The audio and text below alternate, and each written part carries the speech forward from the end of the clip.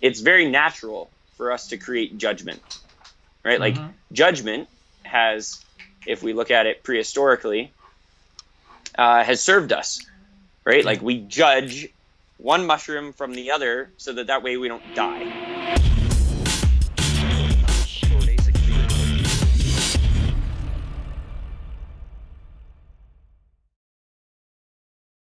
So yeah, so why don't you introduce yourself to everybody who doesn't know who you are while I finish setting up this? Yeah, for sure, man. Thanks so much for having me, first off. Second off, to everybody out there listening and watching, my name is Vinny Dangerfield, 27 years old, from originally Youngstown, but currently reside in Columbus, Ohio. And down here in Columbus, I am a transformational wellness coach. So not only do I train clients in person to transform their health and well-being in every domain of their life in person, but also online and remotely as well. So I'm actually an international coach. So I have some clients up in Canada as well. So Look at that's, you expanding the business. I know, right? It's awesome, man. I love it. It's a dream come true. It's been several years in the making for my coaching business, and it was always a vision of mine to, transform people's health. So, and I don't want to. I could start going off. I want to follow your script or all of the The good script things. is share your story. Right on, man. Yeah. You So got 18 minutes left. Go. I've got 18 minutes left. Awesome. So I guess I'll give a little bit of a background. So you and I met actually in Kent. Yes. So In a Starbucks. right. And so actually I was meeting with one of my clients there, and a lot of the coaching that I do is a little obscure. Like you said before, when we first met, you just don't hear people talking about some of the things that I was talking about and sharing with my client, because I truly take a completely different perspective on somebody's mindset, looking at everything that not only is working, because that's phenomenal, like let's actually increase it, but everything that's not working. And I also focus on trying to find their blind spots as well, because as I'm sure you're aware, and maybe everybody out there watching, is that we don't know what we don't know. And so the only way that we can grow is by surrounding ourselves with people who have either been there and done that, or around people who are going to just ask all the right questions. So that's really what I've been focusing on, is not only growing myself personally, but also as a coach. And so, like I said, we met in Kent. And so I went to school for exercise science, and with a minor in psychology, which is really what led me into the career path that I'm at right now. And that really even started when I was in high school. So, I grew up in plenty of sports, which you can also relate to as well. Yes. So, growing up with an athletic background, typically health and wellness comes a little bit easier, but that's not always the case. And so I realized that, there was so much more to learn, especially going into high school wrestling. And the body is so dynamic and unique to each person. So I really started doing a lot of research around it. And I realized that there's definitely a need not only to grow myself as an athlete at that time, but I was really actually studying and learning, even in high school, to support my grandma. And Mike, so you and I have had incredible conversations around family and, even my grandmother in particular, how much of an influence she's had on my life. But she actually passed away 4 years ago due to health complications with diabetes and coronary artery disease. She was on dialysis several times a week. And so, her blood flow wasn't working, or wasn't maximized, wasn't optimized, and so, her mobility was also limited as well. So, really in high school, she wasn't at that stage yet in her health. So I was looking at all the ways to try and reverse that. And, unfortunately, she was a little bit further along her life that really it was just a point of management versus actual healing. So really that's where I've gotten the inspiration to move forward with my clients, is to make sure that they're actually creating healing, not only internally in their body, but also in their mind and in their spirit. I've also taken on a lot of healing as well from my past, and I'm sure a lot of your listeners could relate to some point, somehow, some way. Everybody in life. Am I allowed to swear? Yes. Okay. At some point in people's lives, we've all gone through the shit, right? Like we've all gone in the gutter, and life has basically been at that point where it just fucking sucked. And, that's what I experienced,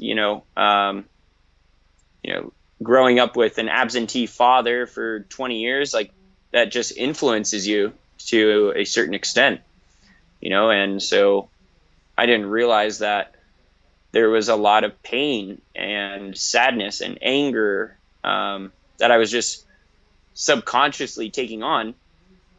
And, then that ended up transpiring into even my relationships. And so then, I've heard, I don't know if you've heard this saying before, anybody out there listening, but there's this a little saying of hurt people hurt people. So for me, I was hurt, growing up without a dad, and not really having any communication with him, I was hurt. And so I wasn't able to truly articulate that. And I didn't even know it was going on. Like I didn't know how it had mentally influenced me. And so, I brought that same hurt to my relationships, to the way that I communicated with people, with my mom, with my immediate family, with my future intimate romantic relationships, with my business relationships, even with my clients. Like I was just kind of harsh. And I wasn't as compassionate as I am now, because I realized that I needed to do healing. I needed to take on my own healing process. And so I was able to not only transform my life, but that's where I truly see myself as a different type of quote unquote personal trainer. I don't like that phrase. It's the easiest way, in culture or society to kind of explain like what I do, is personal training. But it goes much deeper than that. That's why it's transformational wellness, is because we are transforming literally somebody's perspective. We're going from shifting it of I've been hurt, I've been, saddened and influenced and affected from X, Y, and Z in my past, which has now influenced my health, right? So like for me, I was also, not as focused. So I got hurt very easily, like, just either an ankle sprain or my shoulder or my back. I always had some sort of like dis-ease, things weren't as mobile as they could have been, and so once I truly started healing the mind and healing my emotions and healing my spirit, then I started realizing like, wow, I can recover even faster. It's crazy, man. It's seriously crazy. And some of the people out there listening are like, all right, this guy's a little weird, but hey, no, it works. It truly, truly works. Because there is, oh my gosh, I'm drawing a blank on his name, but he is a, world famous chiropractor and doctor. He works with Tony Robbins, and he's I'll think of it after we hang up. Right, of course, that's how it always happens. Yeah. But I've been looking into a lot more of his research and some of his work, and people talk about all the time of building a mind muscle connection. Mm-hmm. And one of his interpretations is that there actually isn't a connection. They're one and the same. Yeah. So we think of mind is separate than the body, and the body is separate than the mind.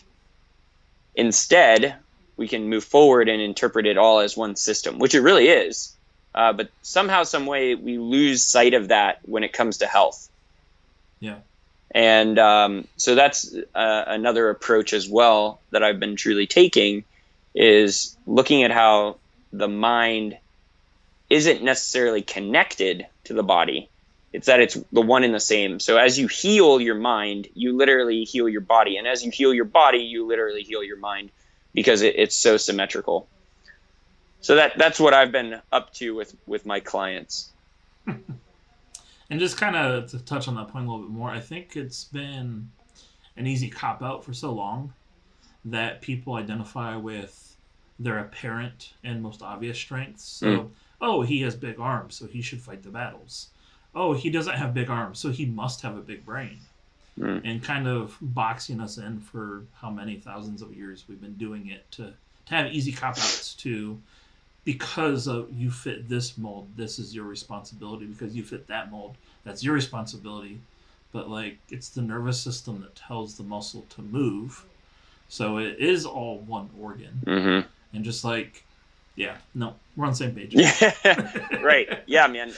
That's actually an interesting point too that you bring up, around the expectations of even how you and I should operate, right? Like, just by looking at somebody, it's very natural for us to create judgment, right? Like, judgment has, if we look at it prehistorically, has served us, right? Like, we judge one mushroom from the other so that way we don't die from poison, right? Like, we judge things that are red normally hurt us. Right. Stay away from red. Exactly. We judge a snake versus the other snake that's poisonous and not poisonous, right? So we've learned that judgment serves us.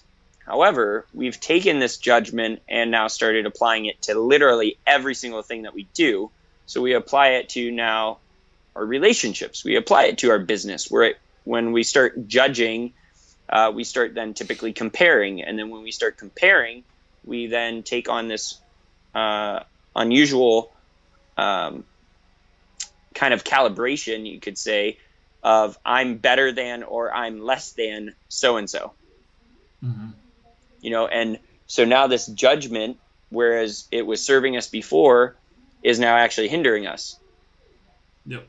And so that's actually one of the biggest things too, working with my clients, is letting go of the judgment, letting go of the expectations to ourselves.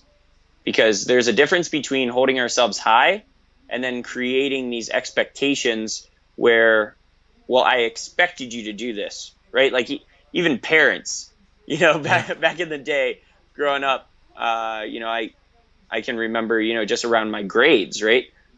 There was just this expectation. Well, I expected you to get an A. Why didn't you get an A? Yeah. Right. And so now we've just adopted this in the sense of, well, I'm going to go to the gym and I just expect that I should be able to lift 400 pounds. It's like, well, hey, listen. Where'd that math come from? I wish it worked that way. Exactly. Today I'm going to squat 500. Right. It's just that you just create this expectation and then poof, it's there. So really we've unfortunately set ourselves up for failure just right off the bat, because we create these unrealistic expectations because of the judgments, versus if we just go into everything as is, right? Like, basically there's no difference. There's no right or wrong. It's just, it is what it is. Right. And, this kind of goes into the whole idea of even the body, right? There is not the mind and there isn't the body. It is what it is. It's both and.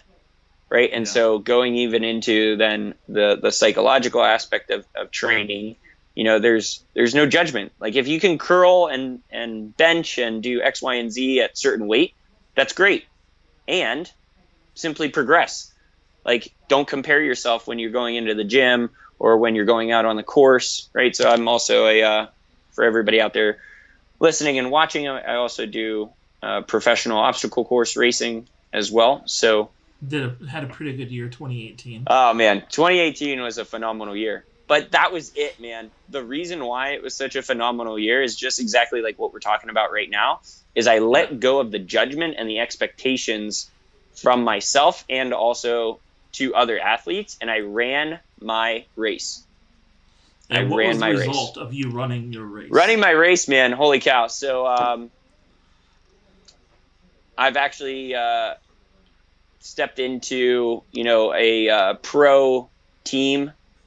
So we actually finished, I want to say, don't quote me on this, either 78th or 87th in the world on our pro team. So this was something that I've been wanting to do now for 3 years, and I was able to create it like that because I took off this expectation of comparing myself to other athletes, or the expectation to my friends or my family of, oh, well, I have to prove something, right? Mm-hmm. Like I was always trying to prove something.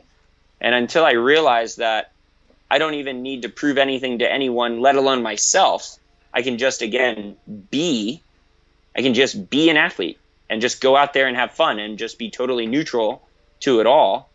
And whatever outcome comes, right? Like, yeah, basically, if you're going to, it always cracks me up when people go out and gamble. I'm not a gambling guy because I think that's a waste of money.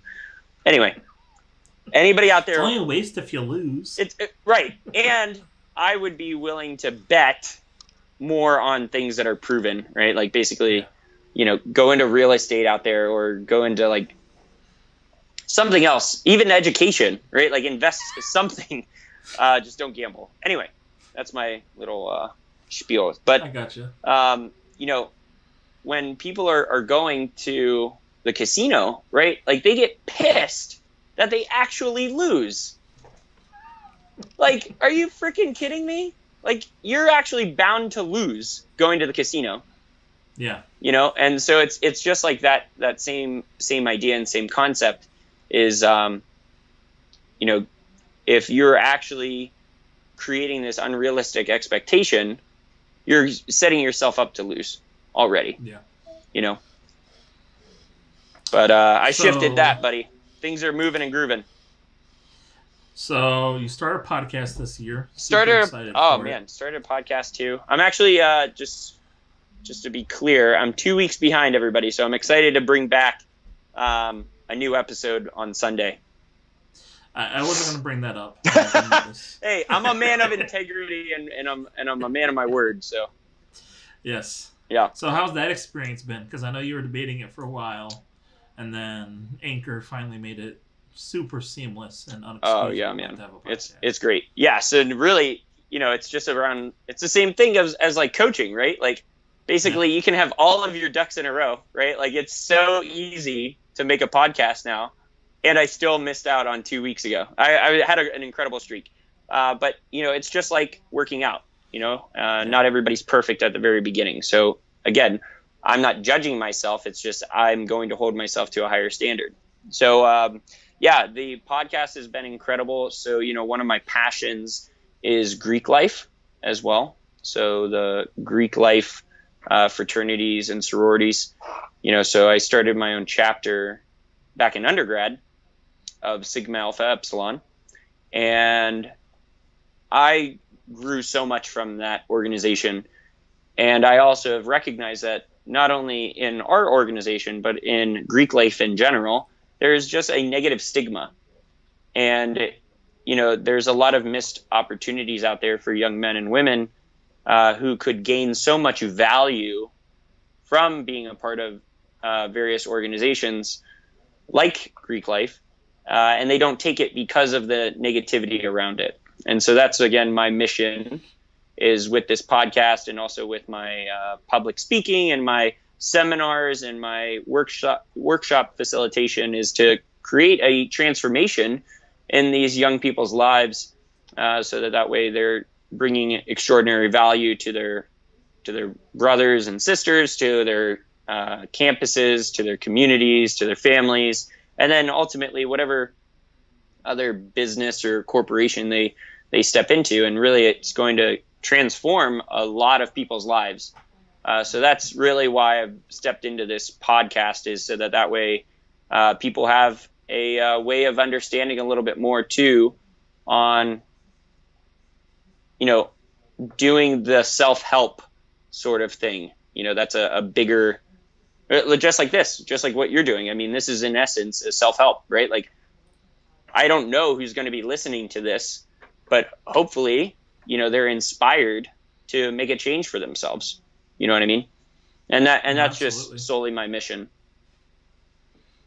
So we have to wrap up soon, unfortunately. We'll Yeah, definitely buddy. be back for round 2. Hey, I appreciate it, brother. What should people be, or what are you excited about for next year? What do you have planned to